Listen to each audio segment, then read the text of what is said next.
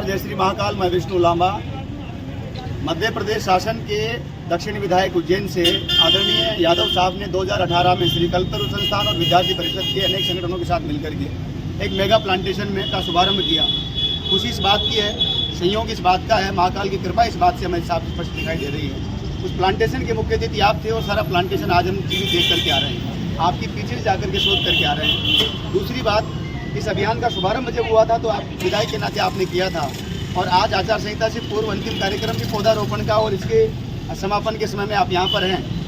मैं आपको आगे के अच्छे भविष्य के लिए भी शुभकामनाएं देता हूँ और आभार व्यक्त करता हूँ कि इसी सादगी और विनम्रता के साथ में आप सदैव कल्पतरु संस्थान के कार्यकर्ताओं का कंधा मजबूत करते हैं, और इस कार्यकाल में आपने जो कीर्तिमान स्थापित किए हैं वो भी अन्य राज्यों के शिक्षा मंत्रियों के लिए मेरे ख्याल से गौरवशाली और प्रेरणादायक रहेंगे। बहुत बहुत धन्यवाद।